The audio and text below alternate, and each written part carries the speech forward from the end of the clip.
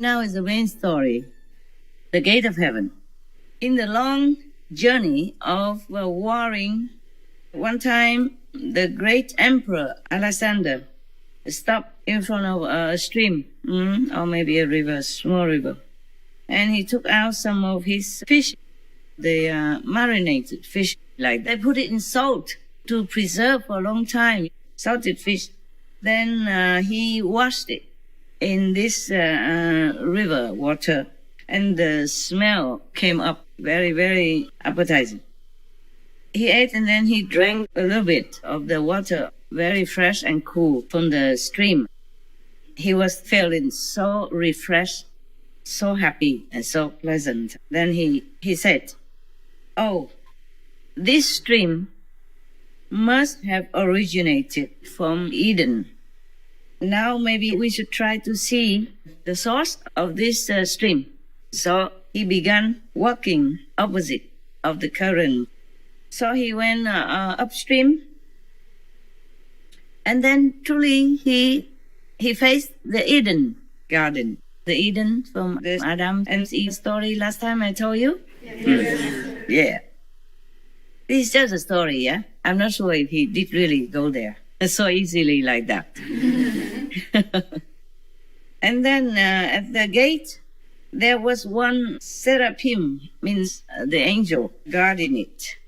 Only one? Such a big, famous Eden. Aren't they afraid that the tourists will come? So only one angel guarded it. Yeah, but with the gleaming sword. So his retinue, bodyguards got so scared, they ran away and hid. Only the great Alexander very dignifiedly walked up to the gate, and he stood coolly in front of the angel and ordered him, "Open the gate for me." Why, he used to be in the great emperor. His order is law. Yes. The kings in the old time. And he was a victorious warrior everywhere he went. He conquered many countries without much resistance. Yes. You know history. You know what? The photo I saw on the computer, on the screen, screen is much better than in my camera. In my camera, it's too much reality. On the monitor screen, I don't see any wrinkles. Okay, fine. Good, whatever. We can't be young forever, unfortunately. Yeah, sadly. When I saw myself some decades ago, I was lecturing openly in I think it was in Holland. Yeah, I looked so young, so energetic, and so good looking. I mean, pleasantly, yes, really look good looking. Maybe it's a touch up, but really look good. Yeah, did you see? Yes. The first part, I look at the second part now. Didn't look too bad at all. Yeah. So the angel replied, "This is the gate of God's palace. Only the responsible can walk in here. Probably for employees only." Just like in many companies, if you are not working in there, you cannot go in. Yes. So Alexander saw that he was not permitted to go in. He said, "But I am the emperor and very much respected everywhere. Then at least you give me something, no?" He's a true emperor, huh? Yeah. How many emperors we have had since the beginning of time, and where are they all now? Yes. Everything is ephemeral in this world.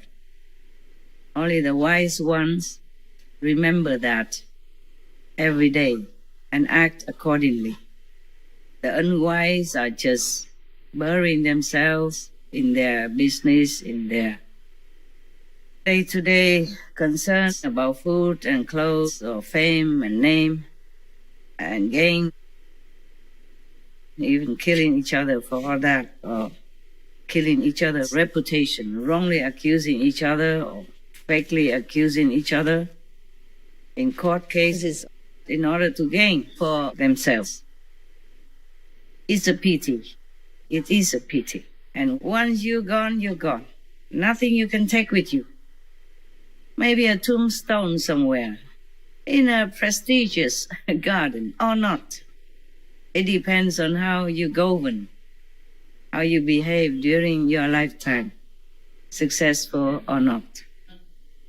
So after hearing the great Alexander's request, the angel gave him an eye. Alexander weighed this eye against all his gold and silver. But this eye was always heavier. No matter how much gold and silver he added on to the scale. He asked the angel how to use this eye because it's so heavy. So the angel told him, if you use it the way you're using humans' eyes, then you'll never be satisfied. So Alexander asked him again, how can you prove what you have said is true or is correct? The angel said, you use some soil and cover that eye, then you will see. Alexander did as the angel told him. Immediately, that eye returned to its original real weight. Yeah, that's it. The story finished. Clap, clap, clap, clap, clap, clap.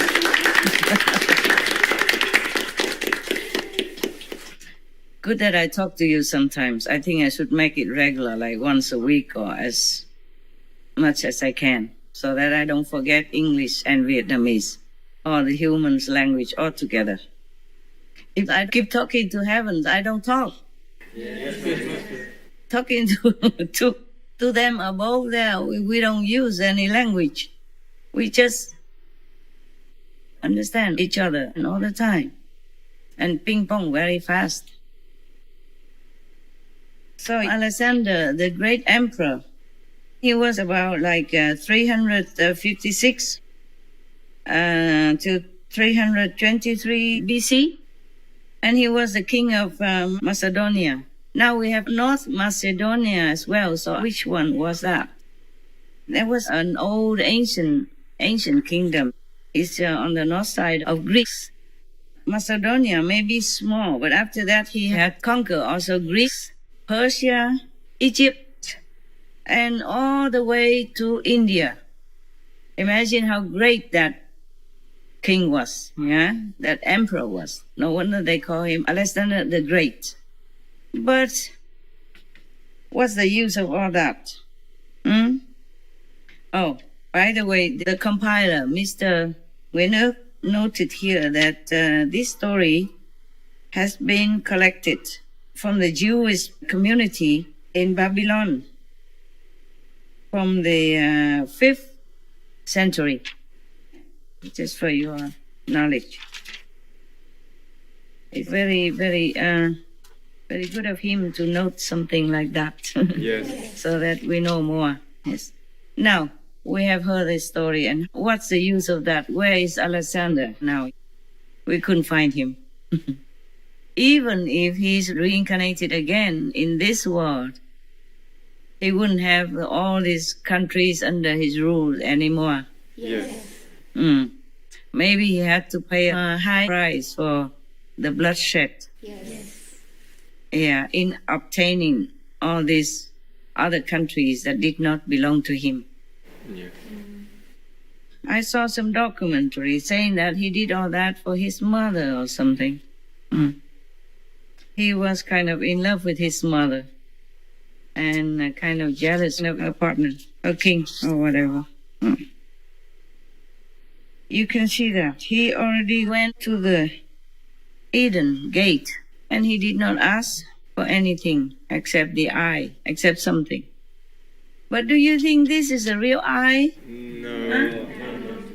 What do you think that was? The wisdom eye. Yeah, I guess so. The real seeing eye. The real eye that gives you all the things you need to know. But I wonder, with this wisdom eye, how come he's not returning to continue warring? Or maybe he didn't continue warring anymore after that. Yes, it didn't say here. But the wisdom eye is the most precious of everything. Yes. And perhaps the angel that he has met, it couldn't have been in the Eden Garden. The Eden Garden is where you are enlightened. Yeah, you see the world with different eyes and different view, and you change your conception of everything about the ephemeral nature of this world. So I guess he met one of the masters. Yeah, one of the masters at that time. In India, they are abound with masters of different kinds and different levels. Not a lot, but you could find them. At least some. In the Kuan Yin method, in the method of light and sound, and also other kinds of yoga. Yes. It takes you longer to practice for enlightenment, or it takes you faster to practice for enlightenment. Now I'm looking at my own camera because I keep looking at you, and then always I just show my high nose and my ear. Oh, I forget. When I see you, I forget to look into the camera. Never mind, eh? Yes. At least your brothers and sisters outside see me. Yeah, and that I'm talking, not mimicking the way you're doing for the animals. So I guess they'll be happy to know that I'm alive still, eh? And fighting for them. Yeah. Fighting this spiritual battle with the negative.